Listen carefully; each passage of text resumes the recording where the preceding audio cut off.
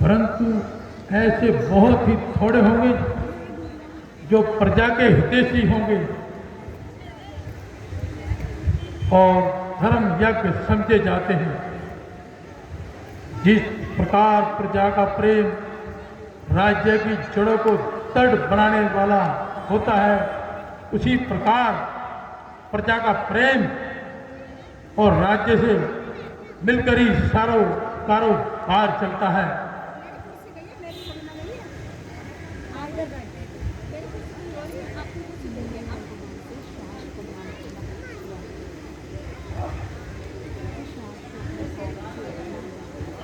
यथार्थ महाराज। नीति में कहा है, जिस शरीर में प्राण नहीं, जिस सरोवर में कमल नहीं, जिस घर में दीपक नहीं, जिस राज्य में राजा नहीं, जिस राज्य में न्याय नहीं, वह मरघट के समान है। इसमें क्या सत्य है श्रीमान?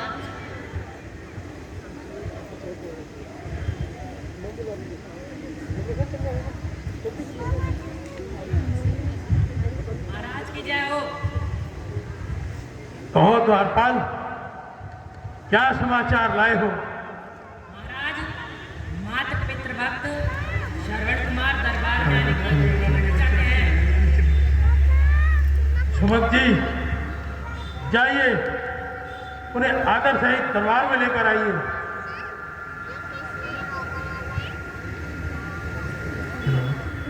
जैसी आज्ञा महाराज।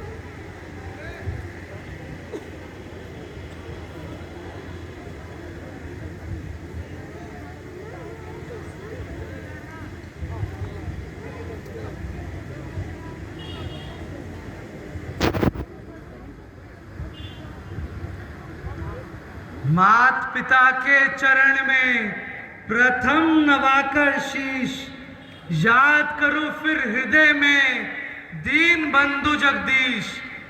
गुरु वशिष्ठ के चरण में है मेरा संदेश, नमस्कार है आपको दशरथ अवध नरेश।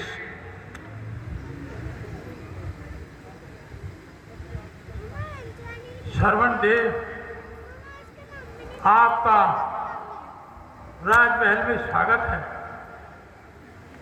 हाँ, शुभ दिन, शुभ पल, शुभ घड़ी, शुभ अवसर, शुभ काल, श्रवण देव मम नगर में आए हुए हम निहाल।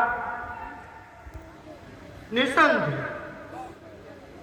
इष्ट देव सम्मान कर तजकर कपट विचार, मात्र पितृभक्त संसार में श्रवण एक अवतार। गुरुदेव, बड़ा बनकर नहीं आया, मैं बालक बनकर आया हूं। तुम्हारे द्वार पर हे नाथ, मैं याचक बनकर आया हूं। हाँ हाँ, कहो पुत्र, अपने आगमन का कारण भी कहो। नाथ, जिस प्रकार बिना पति के पत्नी, बिना श्रद्धा का शिष्य और बिना न्याय का राजा पाप की खान होता है, बस उसी प्रकार बिन माता पिता की भक्ति के एक पुत्र का जन्म नरक के कीड़े के समान होता है। गुरुदेव, आपको तो सब प्रकार से ज्ञात है कि मेरे माता पिता में सदैव का अंधापन है। बस नाथ, वही मेरे लिए हर समय चिंता का कारण है। मैं चाहता हूं कि मिटे जीवन मेरा और आत्मा में उनकी बल आए। महारोगी बनूं मैं, रोग उनका दूर हो जाए। निछावर निछावर उन पर हो जाऊं, अगर कह दे जरा कोई, मैं अपने प्राण भी दे दूं, जो हो उनकी दवा कोई।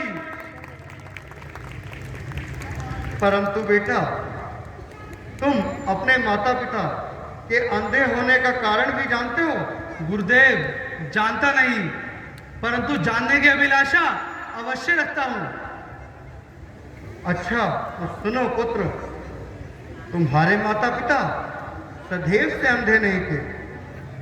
उनको कोई संतान नहीं होती थी, इसलिए उन्होंने संतान प्राप्ति के लिए कठिन तप किया।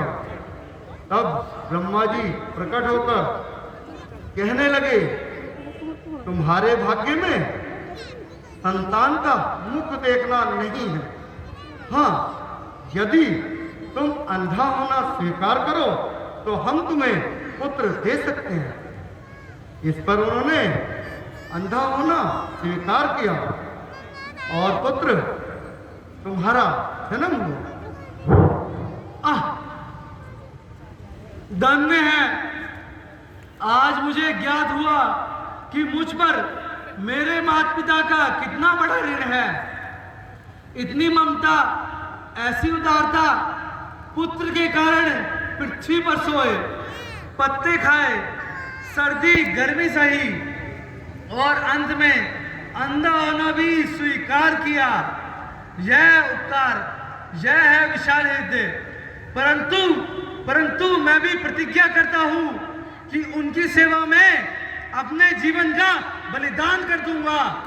संसार को माता और पिता की भक्ति दिखाता हुआ अपने प्राणों का मोह छोड़ दूंगा। अपनी चिंता कुछ नहीं, चिंता है उनके काम की। जिस तरह भी बन सके, सूरत बने आराम की।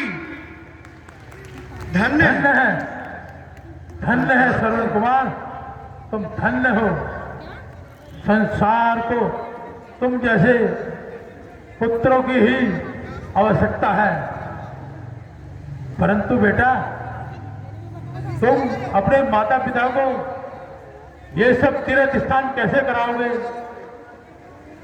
दो अंधे प्राणियों को लेकर घनघोर वन और पहाड़ों में किस प्रकार से जाओगे?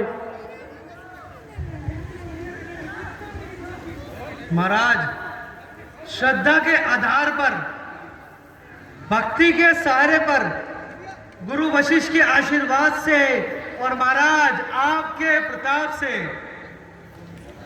बनाकर काठ की कावड़ उन्हें कांधे चढ़ाऊंगा। फिरूंगा तीर्थों पर, अरुणहान कराऊंगा। करूंगा उनकी पूजा, देव की पूजा समझकर मैं झुकाऊंगा यह शीश, महादेव की प्रतिमा समझकर मैं।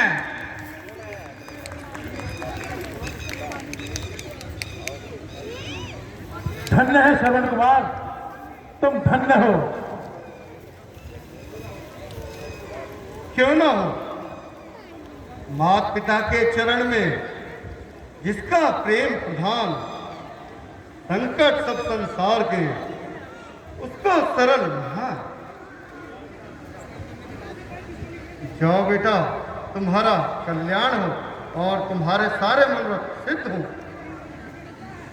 अच्छा गुरुदेव, प्रणाम प्रणाम महाराज।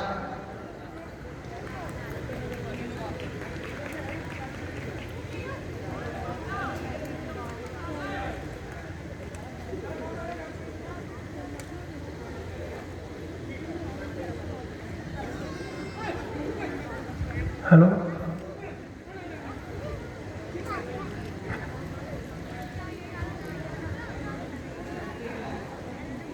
महाराज त्राहिमाम त्राहिमाम।